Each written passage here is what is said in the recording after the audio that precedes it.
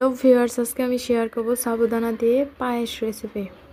নিয়ে নিয়েছি দুধ, এলাচ, দারচিনি, কোরানো নারিকেল। লাস্ট পর্যায়ে আমি বাদাম দিয়ে দেব, সেই জন্য বাদামটাও নিয়ে নিয়েছি পরিমাণ মতো চিনি। এখন দিয়ে দেব পরিমাণ মতো লবণ, সাথে দিয়ে দিচ্ছি চিনি।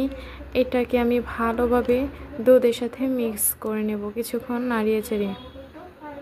চিনিটা দুধের সাথে ভালোভাবে মিক্স হয়ে গেলে দুধের সাথে দিয়ে দিব এলাচ, দারচিনি আর তেজপাতাও দিতে পারেন আপনারা চাইলে। আমার কাছে ছিল না তেজপাতা, সেজন্য আর দেওয়া হয় নাই। এখন দুধটাকে চুলায় বসিয়ে কিছুক্ষণ জাল করে নেব।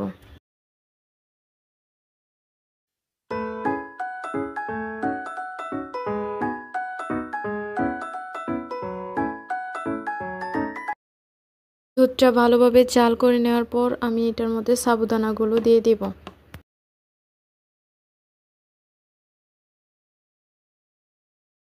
সাবুদানাগুলো দেওয়ার পর আমি এটাকে ভালোভাবে নেড়ে ছেড়ে নিব, যাতে দলা পাকিয়ে না যায়। তো আমার সাবুদানাগুলো 80% হয়ে গেছে। সাবুদানাটা 80% হয়ে যাওয়ার পর এটার মধ্যে আমি নারিকেল অ্যাড করে দেব। দেখতেই পাচ্ছেন সাবুদানাটা কতটুকু হয়েছে।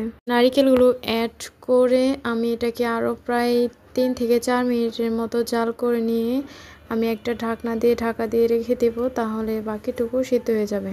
এই তো হয়ে গেল আমাদের সাবুদানার পায়েস। এখন আমি এটাকে ঢাকা দিয়ে কিছুক্ষণ রেখে দেব, আর এটার উপরে ডেকোরেশন করার জন্য বাদামগুলো অ্যাড করে দেব। তো আমার সাবুদানার ফাইনাল লুকটা দেখতেই পাচ্ছেন। সম্পূর্ণ ভিডিওটা দেখার জন্য আপনাদের সবাইকে ধন্যবাদ। আর আমার চ্যানেলটা ভালো লাগলে সাবস্ক্রাইব করবেন।